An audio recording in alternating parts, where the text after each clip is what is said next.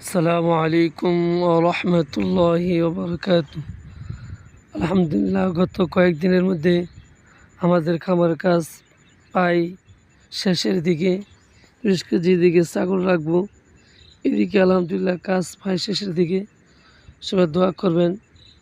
গত কয়েকদিনের মিস্ত্রির মাধ্যমে চালের টিনগুলো এবং টুয়াগুলো এবং চতুর্দিকে বেড়া দেওয়ানো হয়েছে। তো এখানে যে এই জায়গাটা দেখতেছেন, এই কোণার মধ্যে ইনশাল্লাহ আমি থাকবো। আর এদিক দিয়ে পায়ে বিশাল জায়গায়, এদিক দিয়ে ছাগল থাকবে। সবাই দোয়া করবেন। আর সম্পূর্ণ কাজ এখনও শেষ হয় নাই, শেষ হতে আর কিছু সময় লাগবে। এদিক দিয়ে চিন্তা ভাবনা আছে যে হাঁস উঠাবো, কিন্তু এখন হাঁস উঠাবো না, সামনে পুরো হাঁস উঠাবো। এর জন্য পাল্লা কিছু আনছি। এখন আপাতত হয়তো দেশি মুরগি পালতে পারি, টাইগার মুরগি পালতে পারি। ইনশাল্লাহ সবাই দোয়া করবেন। আলহামদুলিল্লাহ গতকালকে ভালো কাজ হয়েছে। গতকালকা প্রায় আপনার যে ছাগলের যে খামারটা, ওই খামারের মানে নেটগুলো এবং শুধু দরজা বাকি আছে, নেট লাগানো হয়েছে। আর আলহামদুলিল্লাহ যে আজকে কাঠ আনতে যাব, কাঠ আনলেই আপনার যে উপরে যে মাচাটা আছে ইনশাল্লাহ কাঠ দিয়ে মাচাটা দিব। যে সবাই দোয়া করবেন যাতে আল্লাহ তাআলা বাকি কাজগুলো সফলভাবে করায় এবং সব ধরনের অনিষ্ট থেকে হেফাজত করে, এতে আল্লাহ বরকত দেয়। সালামু আলাইকুম রহমতুল্লাহ। এটা বাতিজার সাথে একটু দুষ্টু করলাম। এই হলো আমার ঘর, এখানে আমি থাকি। এখান থেকে বাসটা যা আছে সম্পূর্ণ নেওয়া হলে এই রাস্তা দিয়ে বাড়ির সাথে রাস্তা হইতেছে। ইনশাল্লাহ এটা আস্তে আস্তে হবে, দর এখান। আর এই ঘরটা হলো বড় ভাই থাকে এবং মা থাকে সাথে। এই রাস্তা দিয়ে আমাদের খামারে যেতে হয়। মানে এমন রাস্তা হইতেছে যে মানে এক রাস্তা দিয়ে যে মানে মেন রাস্তা দিয়ে আমাদের বাড়ির উঠার মানে বাড়ির সামনে আসতে পারবে, এমন রাস্তা হইতেছে। তো রাস্তাটা হয়ে যাবে আশা করি ইনশাল্লাহ খুব দ্রুতই। তো সবাই দোয়া রেখেন। গতকাল গিয়েছিলাম সোনারগাঁও, যেখানে চাকরি করেছিলাম মসজিদে 3 বছর এবং মাদ্রাসায় পড়েছিলাম 8 বছর দীর্ঘ। ওইখানে মুসল্লিদের সাথে, সভাপতির সাথে, ছাত্রদের সাথে, ওস্তাদের সাথে দেখা করে আসলাম। দীর্ঘ সফর করলাম, একজনের দাওয়াত দিয়েছিল, সে উপলক্ষে গিয়েছিলাম সোনারগাঁও, দেখে আসলাম। তাদেরকে দেখে ভালোই লাগলো। যাই হোক, গতকালকে খামারে শুরুতে ছিলাম কিন্তু শেষে থাকতে পারিনি।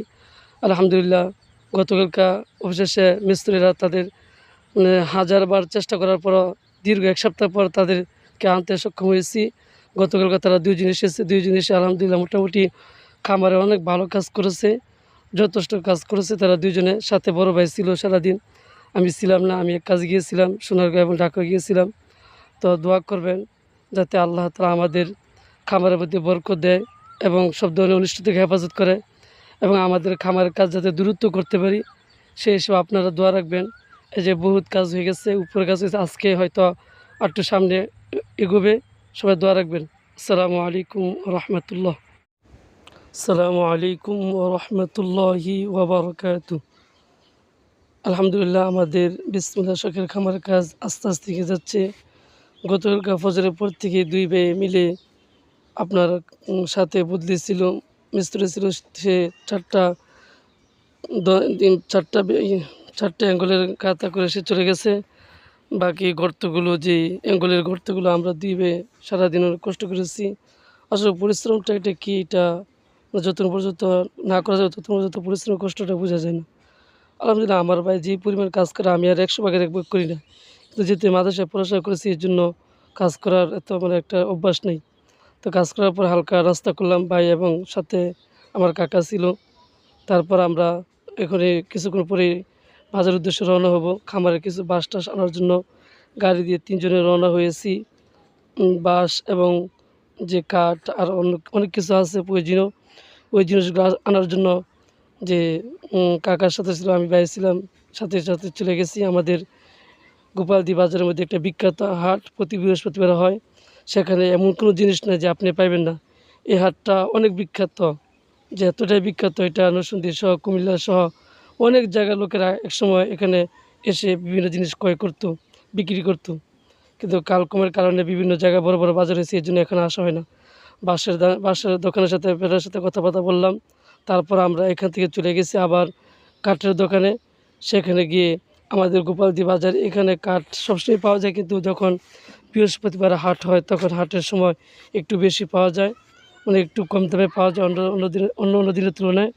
এর জন্য আমরা ওইখানে পাই কাঠের দোকানদের সাথে বিভিন্ন কথাবার্তা বললাম। এ তাদের সাথে দামাদামি করতেছি। মোটামুটি কাঠ অনেক দাম চাইতেছে। দাম চাওয়ার পরে আলহামদুলিল্লাহ যাই হোক আমরা তারপর তাদের সাথে মোলামুলি করে ৪০টা ধরনার জন্য রোয়া ৪০টা মানে উপরে চালের জন্য ৪০টা কাঠ নিলাম। প্রায় ৫,০০০ টাকার কাছাকাছি। এভাবে মোট পাই ওইদিন ১৭,০০০ উপর টাকা আমরা শখের খাবারের জন্য বাজার করেছি। তারপরে চলে গেছি যে ৩০টা অ্যাঙ্গেল কিনেছি এর আগে, কিন্তু হয়নি, আর ৮টা প্রয়োজন। এজন্য সেখানে চলে গেছি। ৮টা অ্যাঙ্গেল কিনেছি, এখনও প্রায় ৪,০০০ টাকা উপরে রাখছে। তারপর চলে বাড়িতে দিকে উদ্দেশ্যে রওনা হইতেছি। এখানে মুরব্বি আমাদেরকে যে বাঁশ আমরা কিনেছি সেই বাঁশ আমাদেরকে কেটে, কেটে দিতেছে। কারণ যেহেতু বাঁশ বড় বাড়ি দিয়ে আর ঢুকবে না। এজন্য আমরা এই কেটে, কেটে নিয়ে এসেছি। দোয়া করবেন যাতে আল্লাহ তাআলা আমাদের খামারে বরকত দেয়, সব ধরনের অনিষ্ট থেকে হেফাজত করে। সবার কাছে দোয়া চাই। আসসালামু আলাইকুম রাহমাতুল্লাহ।